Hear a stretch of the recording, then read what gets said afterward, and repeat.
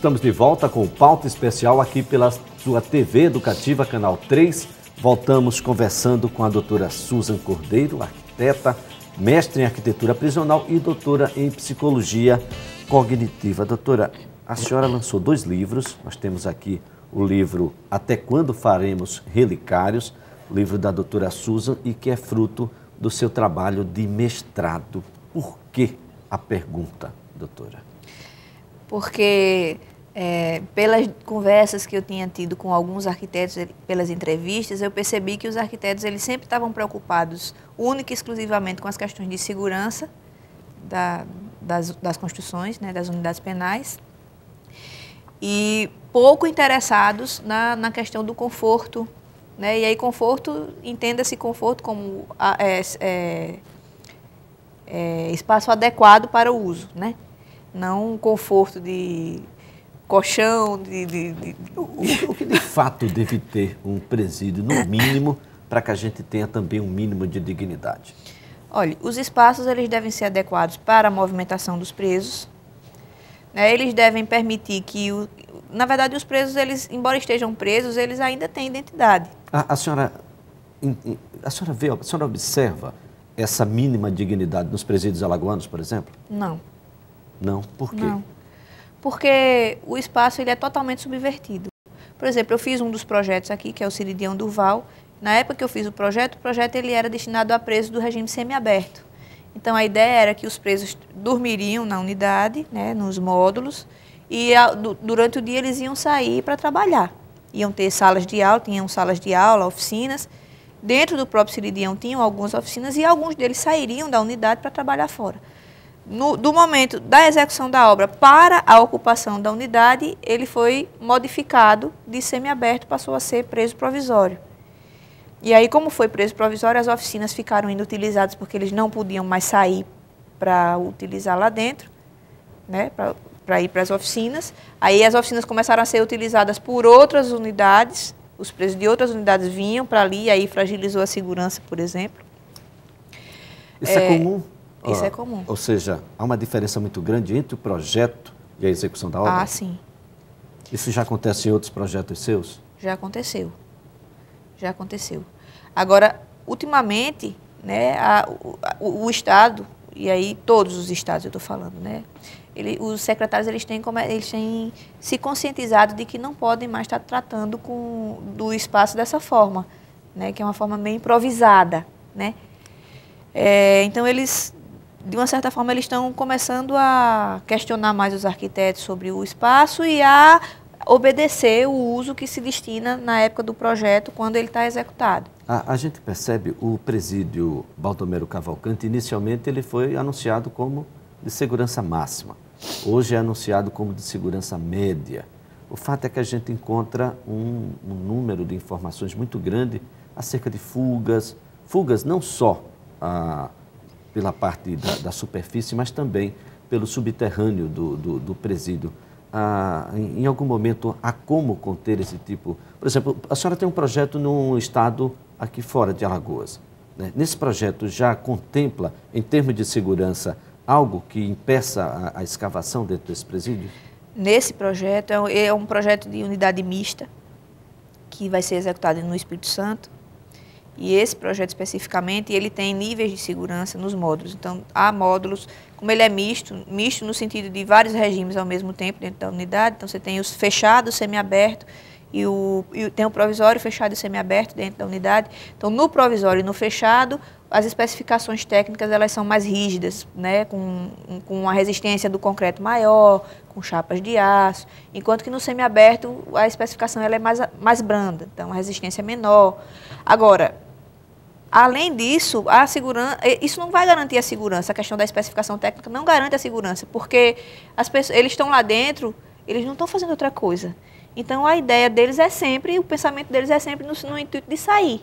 Então, eles vão estar sempre arranjando formas, né, de subverter o espaço, de quebrar, de tentar sair.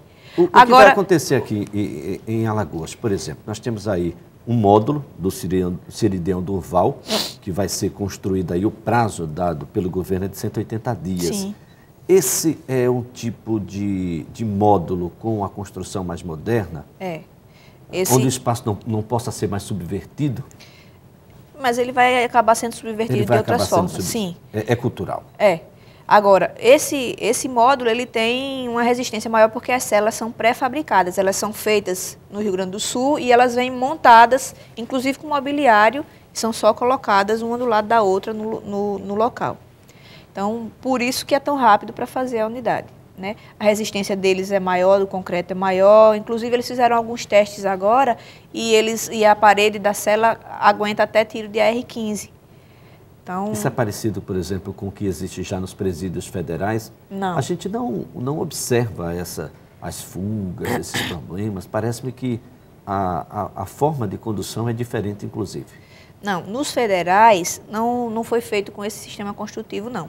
Agora, como tem uma população, eles não têm superlotação nos federais, os agentes eles são muito bem pagos e aí o acompanhamento é individualizado por preso. E são presos condenados nesse caso? São presos condenados. Esse é um problema que precisa ser resolvido. Boa parte da população carcerária, ela não tem pena definida a cumprir. E aí isso é complicado, né? Porque você imagina que você está ali, dentro de um espaço, há 2, 3, 4 anos, esperando uma definição da sua vida, se você vai continuar preso, se você vai sair, onde a lei diz que você só pode ficar até 81 dias, e aí se você espera muito mais do que os 81 dias, como é que vai ficar o seu comportamento? Como é que você vai ter estresse, você vai ficar mais agressivo, você vai, né, ansioso, então...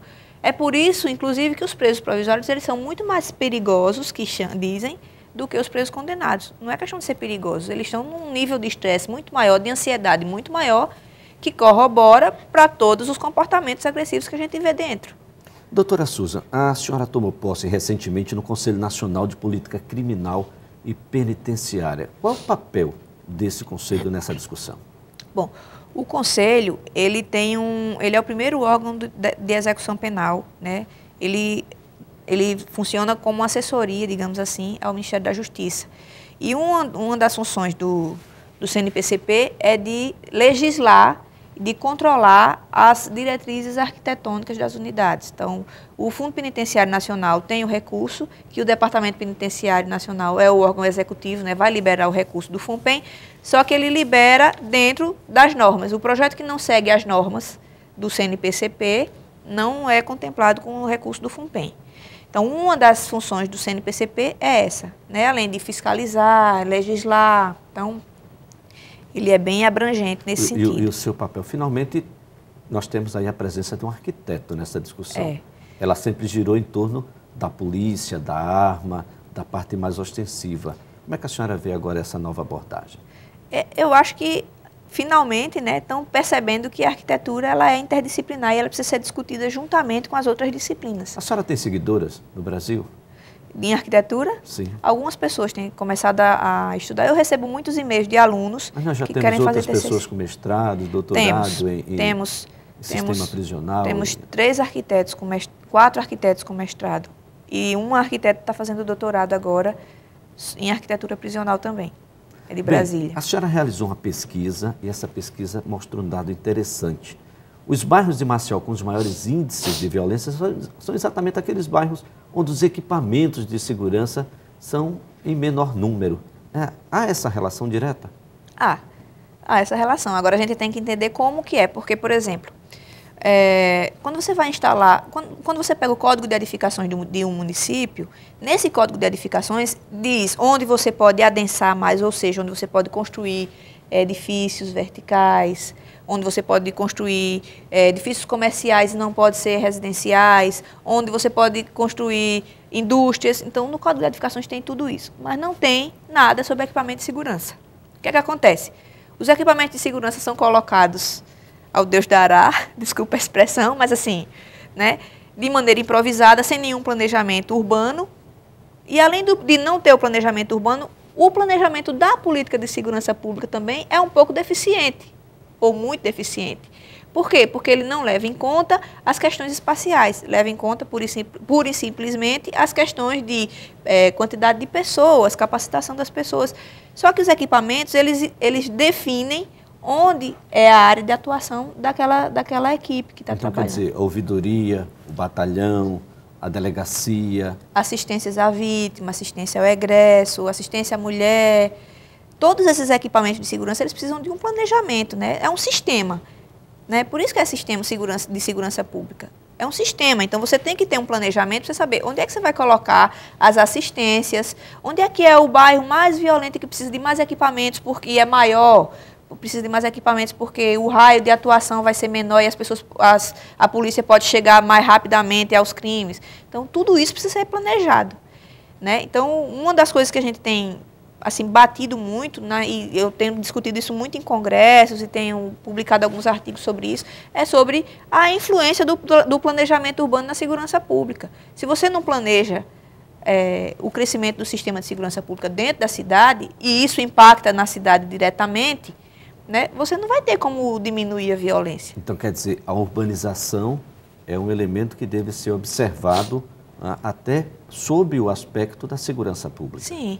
E não é só equipamento de segurança. Os acessos, o direito de ir e vir, a forma de acomodação da sociedade dentro daquele espaço geográfico, tudo isso deve ser observado. Tudo deve ser observado. E os equipamentos de segurança não se limitam, não se restringem só a delegacias e ouvidorias, mas, por exemplo, escola também é equipamento de segurança. Bogotá, como é que eles fizeram para tirar a criminalidade do centro de Bogotá? Eles tiraram as favelas, que eles falavam, né? Construíram escolas, centros esportivos. Então, eles fizeram com que houvesse uma circulação maior de pessoas. A sua pesquisa chegou até o secretário de Estado da Defesa Social, Coronel Dário César. A senhora já tem respostas sobre essa? Não, a gente entregou o relatório de pesquisa para ele, só que a gente fez só o diagnóstico, né, do município de Maceió, para montar a metodologia de planejamento. Então, agora, a segunda parte da pesquisa é planejar esse sistema. Como ele disse que há uma perspectiva de construção de novas unidades de segurança, novos equipamentos de segurança, delegacias, postos de atendimento.